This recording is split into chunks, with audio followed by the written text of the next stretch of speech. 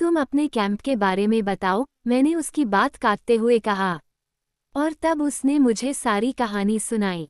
बाबरा बाक, जो सुनहरे बालों वाली एक सेहतमंद लड़की थी और लोलिता से 2 वर्ष बड़ी थी, कैंप की सबसे अच्छी तैराक थी और बोटिंग में लोलिता उसकी साथी थी। कैंप के पास ही एक वीरान सी जगह थी, जहां वे दोनों अक्सर कैंप की इंचार्ज मिसेज होम्स के बेटे चार्ली होम्स के साथ घूमने जाया करती थीं। रोजाना सुबह को ये तीनों बच्चे वहां घूमने जाते थे और वहां चार्ली और बाबरा झाड़ियों के पीछे छुपकर संभोग करते थे, जबकि लोलिता उनकी पहरेदारी किया करती थी। शुरू में लोलिता ने उन दोनों के कहने के बावजूद भी कि ट्राई करके देखो कैसा लगता है, मना कर दिया, लेकिन बाद में दोस्ती और उत्सुकता के कारण उसने ट्राई किया और अब दोनों लड़कियां एक के बाद एक चार्ली के साथ यह काम किया करती थीं। जबकि चार्ली, जो कि एक गंदा और दुष्ट शैतान सा लड़का था, एक कच्ची गाजर की तरह ताकतवर था और किसी परेशानी में पड़ने से बचने के लिए पास की ही एक झील से कॉन्डोम निकालकर उन दोनों पर इस्तेमाल करता था। मगर इस मजे के बावजूद भी लोलिता को चार्ली अच्छा नहीं लगता था। दिन के लगभग 10 बज चुके थे और अपनी प्यास बुझा लेने के बाद अब मुझे कुछ अजीब सा महसूस हो रहा था, जिसके कारण मेरे सिर में हल्का सा दर्द भी शुरू हो गया था। भूरे और दुबले पतले बदन की लो शीशे के सामने नंगी खड़ी थी। उसके नितंब मेरी तरफ थे। वो कूल्हों पर हाथ रखे और टांगे फैलाए शीशे में अपना अक्स देख रही थी। तभी कमरे के दरवाजे को किसी ने खोलने की कोशिश की। मैंने फौरन लो को बाथरूम में भेज दिया और उससे कहा कि वो अच्छी तरह से नहाए। बैग बहुत गंदा हो रहा था। लो ने मेरे भेंट किए हुए कपड़ों में से एक ब्लाउज और स्कर्ट पहन कर देखा, लेकिन वो उसके काफी टाइट था। उसने उन्हें उतारकर एक और जोड़ा पहनकर देखा जो कि काफी ढीला था। उसने उसे भी उतार दिया। मुझे अब वहशत सी होने लगी थी, इसलिए मैंने उससे कहा कि जल्दी करे। इस पर उसने मेरे दिए कपड़ों को उठाकर एक कोने में फेंक दिया और कल के ही उतारे कपड़ों को पहन लिया। जब वह तैयार हो गई तो मैंने उसे चमड़े का एक पर्स दिया, जिसमें कुछ पैसे भी थे। मैंने उससे कहा कि वह नीचे लॉबी में अपने लिए उन पैसों से कोई मैगजीन खरीद ले। मैं अभी नीचे आ रहा हूँ, मैंने कहा। और हाँ, अगर मैं तुम्हारी जगह होता तो मैं किसी भी अजनबी से बात नहीं करता। पैक करने के लिए बहुत ज्यादा सामान नहीं था। हालांकि मुझे डर भी लग रहा था कि लोलिता नीच जाकर कुछ उल्टा सीधा न कर बैठे, लेकिन फिर भी बिस्तर को ठीक करने में मैंने काफी समय लगा दिया, ताकि ऐसा लगे जैसे पिछली रात उसमें बाप बेटी ही सोए हों, यह नहीं कि जैसे कैद से छूटे किसी अपराधी ने 2 मोटी मोटी वेश्याओं के साथ वहां रंगरेलियां मनाई हों। उसके बाद मैंने होटल के एक कर्मचारी को अपना सामान उठवाने के लिए बुला लिया। नीचे लॉबी में लोलिता एक गहरी सुर्ख आराम कुर्सी में धंसी एक रंगीन फिल्म मैगजीन को बड़े गौर से पढ़ रही थी। उसकी टांगें अभी भी बड़ी लापरवाही से एक के ऊपर एक रखी थीं। मेरी जैसी अधेड़ उम्र का एक आदमी हाथ में एक बोसीदा सा अखबार और सिगार लिए मेरी लो को ललचाई नजरों से घूर रहा था। और मैं सोच रहा था कि अगर इस कमीने को मालूम हो जाए कि मैं अभी तक उस बच्ची कमसिन बच्ची के भेष में जैसे वो कोई अमर आसमानी परी हो के शरीर के लम्स को महसूस कर रहा था, तो उसे कैसा महसूस होता। चलते चलते मैंने काउंटर पर बैठे बूढ़े से फिर पूछा कि क्या वाकई मेरी पत्नी का कोई फोन नहीं आया। नहीं, उसने बताया। मैंने उससे कहा कि अगर उसका फोन आए तो उसे बात दे कि मैं लोलिता को लेकर क्लेया आंटी के घर जा रहा हूँ। मैंने बिल अदा किया और लोलिता को उसकी कुर्सी से उठाया। वह मैगजीन पढ़ते पढ़ते ही कार तक गई। रास्ते में भी वह पढ़ती ही रही और मैं उसे पास ही एक कॉफ़ी शॉप पर ले गया। वहाँ उसने मैगजीन अलग रखकर नाश्ता किया, लेकिन अभी भी वह पहले जैसी खुश नहीं दिखाई दे रही थी। मैंने उसकी उदासी, जो कि पता नहीं किस लिए थी, दूर करने के इरादे से फिर से कैंप के बारे में बात करना शुरू की। अभी तक वह मेरी हर बात का जवाब कंधे उचकाकर और नाक चढ़ाकर सिर्फ हाँ हूँ में दे रही थी, लेकिन इस बार वह रोने जैसा मुंह बनाती हुई बोली, बस अब इस बारे में मैं और बात नहीं करना चाहती। मैंने उसे प्यार से पुचकारते हुए रास्ते के नक्शे की तरफ उसका ध्यान लगाने की कोशिश की। हमारी मंजिल लेपिंगविले थी, जहाँ किसी काल्पनिक अस्पताल में उसकी माँ पड़ी थी। मैं न तो नहाया था, न ही शेव किए हुए था। मैं सुबह से टॉयलेट तक नहीं गया था। इस पर ललिता का अजीबो-गरीब व्यवहार, और उस पर भी ये परेशानी कि लेपिंगविले में मैं क्या बहाना बनाऊंगा और उसके बाद भी कब तक क्या क्या बहाने बनाकर लो को अपने साथ रखूंगा। वापस कार की तरफ जाते हुए मैंने उसके चेहरे पर तकलीफ का भाव देखा। कार में मेरे पास बैठते बैठते एक बार फिर पहले से ज्यादा गहराई से वही भाव उसके चेहरे पर आया, और मुझ बेवकूफ ने उससे पूछ लिया कि क्या हुआ। कुछ नहीं, तुम जंगली आदमी। तुम क्या? मैंने पूछा। वो खामोश थी। खौफ की एक ठंडी सी लहर मुझे अपनी रीढ़ में दौड़ती महसूस हुई। वो अनाथ थी, एक कमजोर बेसहारा बच्ची, जिसके साथ मुझ जैसे भारी भरकम आदमी ने आज ही सुबह 3 बार संभोग किया था। हालांकि मुझे अपनी उम्मीदों और ख्वाबों से कहीं ज्यादा प्राप्त हो चुका था, लेकिन अब मैं सोच रहा था कि क्या मैंने अपने जोश में आकर लापरवाही तो नहीं दिखाई, उसके साथ ज्यादती तो नहीं की। लेकिन इस एहसास में एक डर इस बात का भी शामिल था कि अगर ललिता का मूड ऐसा ही रहा तो रास्ते में किसी सुनसान जगह कार रोककर मैं एक बार और उसके शरीर का आनंद नहीं ले पाऊंगा। बहरहाल मैं कार लेपिंगविले की तरफ बढ़ाता रहा, मगर मैं दुखी था और सोच रहा था कि इस खामोशी को कैसे तोड़ूं। लेकिन खुद उसी ने खामोशी तोड़ दी। अरे, वो कुचली गिलहरी, वह बोली। कितनी शर्म की बात है ना? किसी पेट्रोल पंप पर गाड़ी रोकनी चाहिए ताकि चलते रहो। लो जोर से चिल्लाई। ठीक है, मुझे कहना पड़ा। मैंने उसकी तरफ चुपके से देखा और दिल ही दिल में भगवान का शुक्र अदा किया। वो मुस्कुरा रही थी। तुम पगले, उसने मुझे मुस्कुराकर देखते हुए कहा। तुम भद्दे आदमी। मैं एक फूल की तरह ताज़ा और नाजुक थी और तुमने मेरा क्या हश्र कर डाला। मुझे पुलिस को बुला लेना चाहिए था और तुम पर बलात्कार का इल्जाम लगाना चाहिए था। गंदे बूढ़े आदमी, क्या वह सिर्फ मजाक कर रही है? मुझे पसीना आ गया था। फिर हल्के से सिसकारी लेते हुए उसने बताया कि उसे दर्द हो रहा है और वह बैठ नहीं पा रही है। वह कह रही थी कि मैंने उसके अंदर किसी चीज़ को फाड़ डाला है। एक पेट्रोल पंप पर गाड़ी रुकते ही वह बाहर निकल गई और काफ़ी देर बाद वापस आई। आने के बाद वह बोली, मुझे कुछ सिक्के दे दो। मैं अस्पताल में अपनी माँ से बात करना चाहती हूँ। अस्पताल का फ़ोन नंबर क्या है? बैठ जाओ, मैंने कहा। तुम उस नंबर पर बात नहीं कर सकती। क्यों? बैठ जाओ और दरवाज़ा बंद कर लो। उसने गाड़ी में बैठकर दरवाज़ा बंद कर लिया। मैंने गाड़ी एक बार फिर सड़क पर डाल दी। मैं अपनी माँ से क्यों बात नहीं कर सकती? थोड़ी देर बाद उसने पूछा। क्योंकि, मैंने कहा, तुम्हारी माँ मर चुकी है। लेपिंगविले शहर पहुंचकर मैंने उसको किताबें, ice cream, Coca Cola, jewellery, sanitary pad का डिब्बा, टेनिस का बल्ला, स्केट्स, जूते, कपड़े, चश्मा, च्यूइंग गम, रेडियो, रेनकोट सब कुछ दिलाया। होटल में मैंने दोनों के लिए अलग अलग कमरे लिए, लेकिन आधी रात को वह रोती सुबकती मेरी बाहों में चली आई और मैंने बड़े आराम से अपना काम पूरा किया। वह और जाती भी तो कहाँ, भाग दो। और इसके बाद हम सार अमेरिका में शहर शहर, सराय सराय घूमते रहे। ठहरने की जगह के तौर पर मैं अन्य किसी भी होटलों को छोड़कर छोटे छोटे ढाबे जैसे होटलों को पसंद करता था। ये होटल साफ सुथरे तो होते ही थे, साथ ही सोने, बातचीत करने और कभी न बुझाने वाली अवैध प्यास को बुझाने के लिए आदर्श स्थान थे।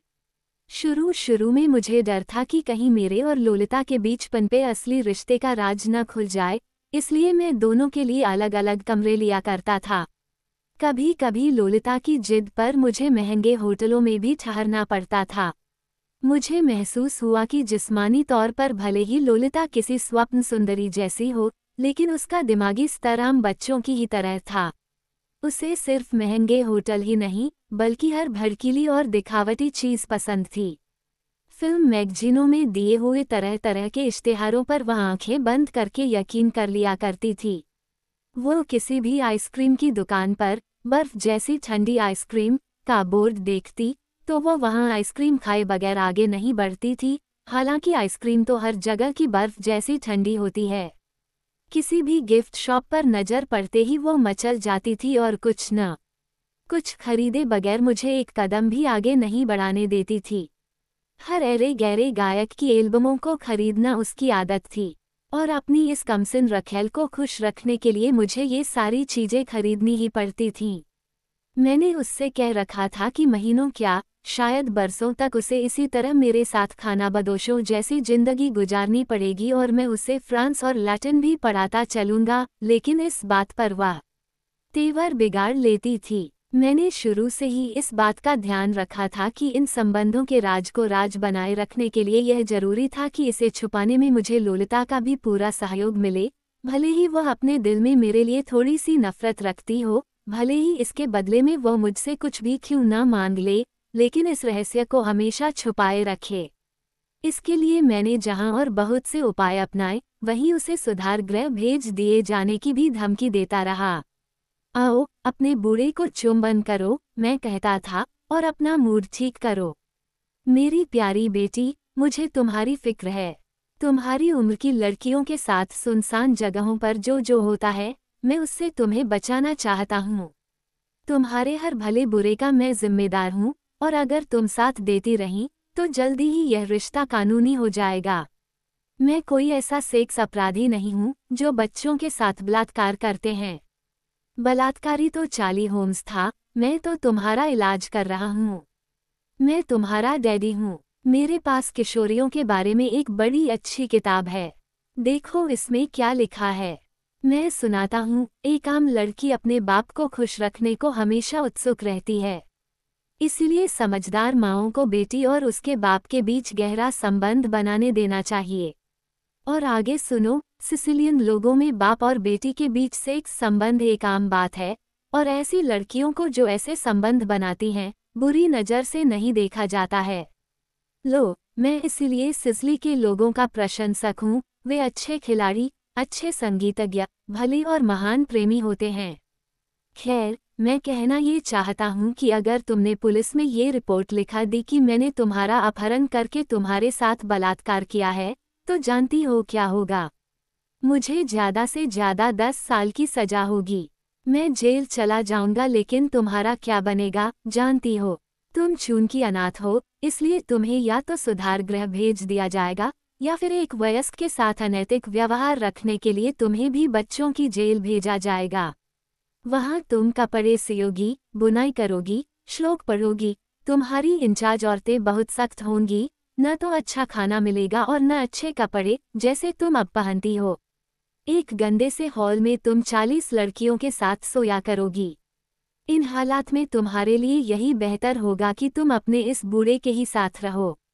हालांकि लो बहुत ही चंचल तबीयत की थी, लेकिन वह इतनी समझदार नहीं थी जितनी कि अपनी बातों और हरकतों से लगती थी, इसलिए अपनी इन बातों से उसे डराने में मैं कामयाब हो गया। लेकिन मैं उसे बहुत खुश रखने में कामयाब नहीं हो पाया। उसे रात तक खुश रखने के लिए मुझे रोजाना कड़ी मेहनत करनी पड़ती थी। उसे उसकी पसंद की चीजें दिलाने से लेकर घूमते फिरने की खूबसूरत जगहें दिखाने तक सभी कुछ करना पड़ता था, तब कहीं जाकर मैं रात तक उसे अपने लिए तैयार कर पाता था, वरना वह बहुत ही चिड़चिड़ी हो जाया करती थी। अगस्त 1947 से अगस्त 1948 तक उस एक साल में, जबकि हम अमेरिका के 48 राज्यों में घूमते फिर रहे थे, मुझे लोलिता को खुश रखने के लिए हर हर कदम पर, बल्कि हर हर चुंबन के बीच कितने पापड़ बेलने पड़ रहे थे, आप इसका अंदाजा नहीं लगा सकते। रास्ते में चलते चलते मैं उसको प्रकृति की खूबसूरती दिखाता तो वह चिढ़ जाती थी। रास्ते में तो उसे बस 2 चीजें पसंद आती थीं, या तो आइसक्रीम की दुकानें या फिर टॉयलेटों पर पुरुषों और स्त्रियों के लिए बनाए गए तरह तरह के निशान। अमेरिका के एक दक्षिणी राज्य में मैं उसे मैग्नोलिया गार्डन दिखाने ले गया, जिसके बारे में कहा जाता था कि उस गार्डन में जाकर बच्चों की आंखों में सितारों जैसी चमक आ जाती है और ऐसा लगता है जैसे वे जादू के असर में चल रहे हों। लोलिता भी तो बच्ची ही थी, लेकिन लोलिता के साथ ऐसा कुछ भी नहीं हुआ, बल्कि वहां जाकर वह और भी चिड़ी हुई लगने लगी। बहरहाल यह एक साल मेरी जिंदगी का शायद सबसे खूबसूरत साल था, जिसमें मैं लोलिता को साथ लिए अमेरिका के कोने कोने में घूमता रहा और आखिर में बर्ड्सले शहर पहुंच गया। इस दौरान हमने दर्जनों जगहें तो घूमी ही, तरह तरह के लोगों से भी मिले, लेकिन मैं लो पर कड़ी नज़र रखा करता था। लगातार शारीरिक संतुष्टि मिलने की वजह से लो की सेहत अच्छी हो गई थी और उसके चेहरे पर चमक आ गई थी। हालांकि कभी कभी बोर होकर वह पूछने लगती थी कि कब तक हम गंदे गंदे होटलों में रहकर गंदी गंदी हरकतें करते रहेंगे, कब हम सामान्य जिंदगी फिर से जी पाएंगे, लेकिन कुल मिलाकर वह खुश थी। अक्सर लोग, खास तौर से मर्द, उसे ललचाई नजरों से घूर घूर कर देखते थे। वह भी खूबसूरत और स्मार्ट मर्दों को घूरा करती थी और मेरी नज़र बचते ही वह उनसे बातें भी करने लगती थी। अगर किसी जगह हम कुछ ज़्यादा दिन रुकते और किसी सुबह को उसके साथ बिस्तर पर अच्छा वक्त गुजरने की वजह से मैं खुश होता और उसे इजाज़त दे देता कि वह पड़ोस के कमरे में रहने वाली लड़की और उसके 8 साल के भाई के साथ घूमने चली जाए, तो आप जानते हैं कि क्या होता था। लोलिता दिए हुए वक्त से कम 1 घंटा देर से आती थी। पड़ोसी लड़की उसके बहुत पीछे चल रही होती और उसके साथ घूमने जाने की इजाज़त मांगती थी, तो मैं हरगिज भी उसे नहीं जाने देता था। मुझे याद है कि एक बार मैंने उसे ऐसे ही स्केटिंग करने के लिए जाने की आज्ञा दे दी। उसने साफ कह दिया कि अगर मैं साथ जाऊंगा तो उसे बिल्कुल मजा नहीं आएगा, क्योंकि वह जगह सिर्फ 20 साल से कम उम्र के बच्चों के लिए है। आखिर हमने ये समझौता किया कि मैं स्केटिंग के मैदान में तो उसके साथ नहीं जाऊंगा, लेकिन बाहर कार में मौजूद रहूंगा। वहां करीब 50 बच्चे थे, जिनमें लड़कियों ने ज्यादातर लोलिता की तरह जीन्स पहनी हुई थी। सिर्फ एक लंबी और चिकनी टांगों वाली लड़की थी जिसने लाल रंग की हाफ पैंट पहनी हुई थी। मैं उसे देखने के साथ साथ लोलिता पर भी पूरी नज़र रखे हुए था। इसके बाद भी बस एक बार जैसे ही मेरी नज़र बची, वो गायब हो गई और जब दोबारा दिखाई दी तो उसके साथ गुंडों जैसी शक्लों के 3 लड़के थे। वे तीनों लड़के थोड़ी देर पहले ही मेरी कार के पास खड़े स्केटिंग करती लड़कियों के बारे में बात कर रहे थे। एरिज़ोना या कैलिफोर्निया या किसी भी बड़े शहर में दाखिल होते वक्त चेकअप पोस्ट हो या कहीं घूमने की जगह, लोलिता के लिए खामोश प्रशंसकों की कहीं कोई कमी नहीं थी। वो तो मेरी मौजूदगी की वजह से उस तक पहुंचने की कोई हिम्मत नहीं कर पाता था, वरना लोलिता तो खुद उनको अपने पास आने की खामोश दावत देती रहती थी। हम जिस शहर में भी रुकते थे, वहां मैं सबसे पहले पास के स्कूलों में बच्चों की तादाद और इसी तरह की दूसरी जानकारियां हासिल करता था, और छुट्टी के वक्त मैं अपनी कार ऐसी जगह पार्क करता था जहां से मैं किशोरियों को देख सकूं। कितना खूबसूरत दृश्य होता था वह। मगर लोलिता को इस सब में जरा भी दिलचस्पी नहीं थी। आखिर समझौते के तौर पर मैं उसे ऐसे स्विमिंग पूलों पर ले जाने लगा जहां छोटी छोटी लड़कियां तैरा करती थीं। एक आध डुबकी लगाने के बाद मैं कुर्सी पर बैठ जाता और पुल में तैरती लोलिता और उसके साथ तैरती दूसरी लड़कियों को देखकर अपनी आंखें सेका करता था। रबर की टोपी, नर्म सी पैंट और ब्रा पहने लोलिता की खूबसूरती को मैं निहारता और मन ही मन खुश होता रहता कि सारी लड़कियों में सबसे हसीन ये लड़की मेरी और सिर्फ मेरी है। लेकिन मुझे हमेशा लोलिता की तरफ से होशियार रहना पड़ता था, क्योंकि अगर मैं जरा सी भी देर के लिए वहां से हटता तो अगले ही क्षण वह स्विमिंग पूल के किनारे किसी स्मार्ट से लड़के के साथ बैठी दिखाई देती थी। मैंने उसे टेनिस सिखाने की कोशिश की ताकि मेरा उसके साथ और भी अधिक समय बीते, क्योंकि मुझे भी टेनिस खेलने का काफ़ी शौक था। हालांकि अपनी जवानी में मैं टेनिस का अच्छा खिलाड़ी था, लेकिन लोलिता को टेनिस सिखाने के मामले में मैं नाकाम रहा। इसलिए कैलिफोर्निया में मुझे उसके लिए एक महंगे कोच का इंतजाम करना पड़ा। ये कोच एक भारी भरकम शरीर का आदमी था और उसे खेलता देखकर मुझे याद पड़ता था कि शायद यह अपने जमाने का एक मशहूर खिलाड़ी था, जिसे मैंने कभी कभी बड़े बड़े खिलाड़ियों को हराते भी देखा था। जब वह लोलिता को सिखाने लगा, तभी पहली बार मुझे लग पाया कि अब शायद वह इस खेल को खेलना सीख सकेगी। अक्सर किसी होटल के टेनिस कोर्ट पर लोलिता के साथ खेलते खेलते मुझे याद आ जाता था कि मैं किस तरह अपने बचपन में कभी गर्मी में, कभी ठंड में, कभी धूप में, सफ़ेद स्कर्ट और काला मखमली हेयर बैंड पहने अनाबेल, मेरी अपनी अनाबेल के साथ टेनिस खेला करता था। लोलिता के साथ परेशानी ये थी कि उसको सिखाने के लिए कोई नसीहत करने का मतलब होता था उसके गुस्से को दावत देना। उसे खेल से ज़्यादा पसंद था गेंद के साथ खिलवाड़ करना, और वह भी अपनी ही उम्र के किसी लड़के या लड़की के साथ। ऐसे मौक़ों पर जब वह अपनी हमउम्र किसी लड़की के साथ खेल रही होती, तो मैं उस लड़की को ही बैकहैंड या फोरहैंड शॉट लगाने के सही तरीके के बारे में बताता और इस बहाने कभी उसके नंगे बाजू को तो कभी जांघ को छू लेता। और तब लोलिता अपने रैकेट को जमीन पर बेत की तरह टिकाकर उफ कहती हुई मेरी दखलंदाजी पर नाराजगी का इजहार करने लगती। इस पर मैं कोर्ट से बाहर आकर उनको खेलता देखने लगता और दोनों के जिस्मों की तुलना करने लगता। लो जब सर्विस करती तो उसका हाथ उठने के साथ ही पसीने में भीगी उसकी बगल दिखाई देती और दोनों ही अपने अनाड़ी खेल का स्को जोर जोर से बोलकर खुश होती रहती और मैं उन्हें देखकर। मुझे याद है कि एक दिन मैं उन दोनों को कोल्ड ड्रिंक पिलाने का सोचकर होटल के अंदर गया और अनानास के जूस के 2 बड़े गिलास, सोडा तथा बर्फ लेकर बाहर आया, लेकिन बाहर निकलते ही मेरा कलेजा जैसे उछलकर मुंह को आ रहा, क्योंकि अब टेनिस कोर्ट खाली पड़ा था। मैं गिलासों को एक बेंच पर रखने के लिए जैसे ही झुका, मुझे अपनी कल्पना में शैलेट का मुर्दा चेहरा याद आ गया। मैंने गिलास रखकर पलट कर देखा तो गार्डन के रास्ते पर लो एक लंबे आदमी के साथ टहलती दिखाई दी, जिसके हाथ में टेनिस के 2 बल्ले थे। मैं उनके पीछे दौड़ा, लेकिन फिर उन्हें झाड़ियों में बल्लों से गेंद ढूंढते देखकर मैं रुक गया। मैं ये छोटी छोटी बातें आपको इसलिए बता रहा हूँ ताकि जज साहिबान को इस बात का यकीन हो जाए कि मैंने अपनी ओर से लोलिता को एक अच्छी जिंदगी देने की भरपूर कोशिश की। कितना अच्छा लगता था मुझे ये देखना कि लोलिता, जो कि खुद ही एक बच्ची, अपने हाथ कमर पर बांधे गौर से उसको देखती रहती। जबकि लोलिता को देखकर मुझे यूरोप में गुजरे अपने बचपन की याद आने लगती। खुद रस्सी कूदने के बाद वह अपनी दोस्त को रस्सी दे देती और अपने माथे से बाल हटाती हुई, अपने हाथ बांधकर और एक पैर को दूसरे पर रखकर या फिर अपने हाथ अपने सुडौल कूल्हों पर रखकर वह उसे रस्सी कूदते देखती रही।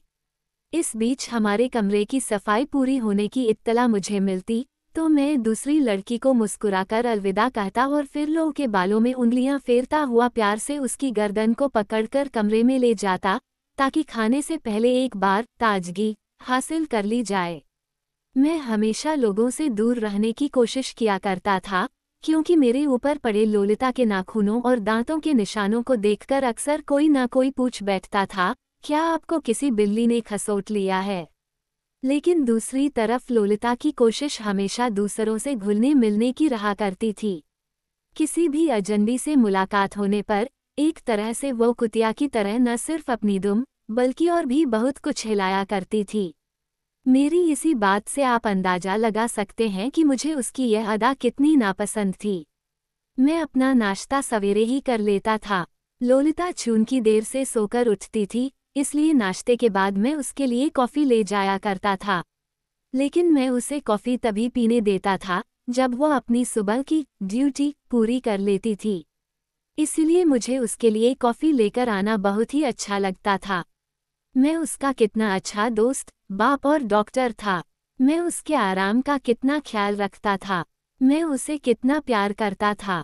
उसके खूबसूरत जिस्म का कोई भी हिस्सा ऐसा नहीं था जहां मेरे होठों ने अपनी श्रद्धांजलि उसके अंदर धड़कते दिल, लीवर, फेफड़ों और किडनियों को नहीं दे सकता था। तेज गर्मी के दिनों में दोपहर के खाने के बाद आराम करने के लिए मैं ठंडे से चमड़े की आराम कुर्सी पर बैठ जाता और मुझे अपने नंगे बदन पे चमड़े की ठंडक से सुकून महसूस होता था। लोलिता मेरी गोद में बैठी हुई मेरे आनंद से लापरवाह अखबार में इस तरह से खोई होती थी जैसे कि वो जिस चीज़ पर बैठी है वो और कुछ नहीं बल्कि कोई जूता या गुड़िया या टेनिस के बल्ले का हैंडल हो और अपने आलस्य की वजह से वह उसे हटा नहीं रही हो। वह लापरवाही से अपनी नाक में उंगली डालती रहती और अखबार में किसी एक्सीडेंट या अपनी पसंद के किसी हीरो या फिर नंगी नंगी जांघों वाली लड़कियों की तस्वीरें देखती रहती। कभी कभी उसके पेट या छाती के भूरे भाग पर मक्खी आ बैठती तो वो उसे हाथ से उड़ाने के बजाय पकड़ने की कोशिश करती, बिल्कुल शैलेट की तरह। और एक बार फिर से अखबार की तस्वीरों में खो जाती।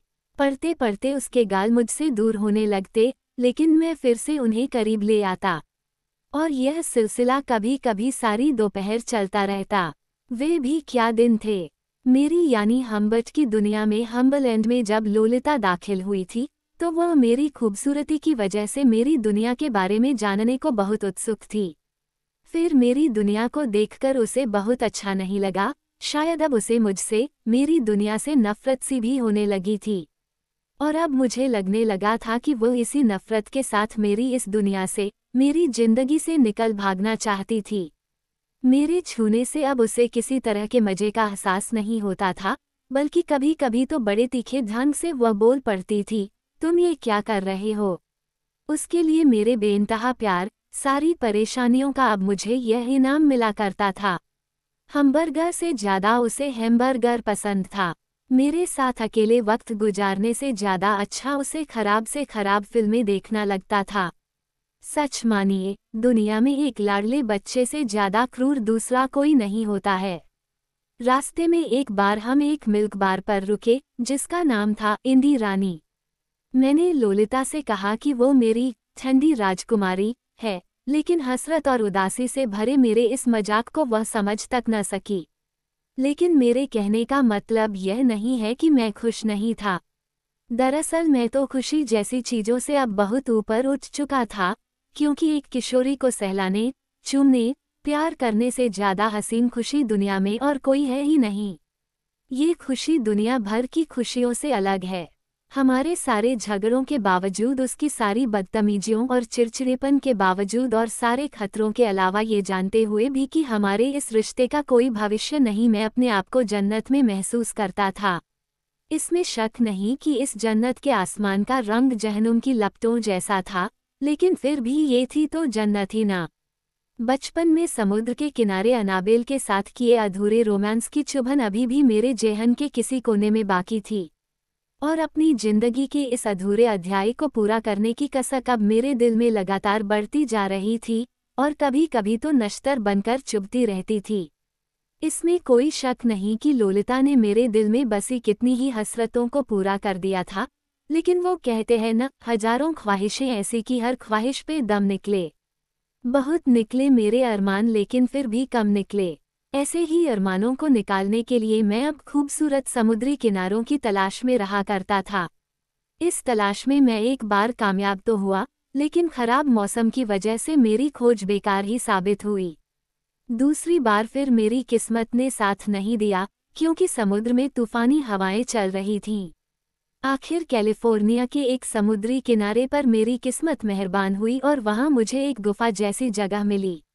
हालांकि वहां भी तट पर खेलती लड़कियों के शोर शराबे की आवाज आ रही थी, लेकिन कोहरे की एक मोटी चादर ने हमें दूसरों की नजरों से ढक रखा था।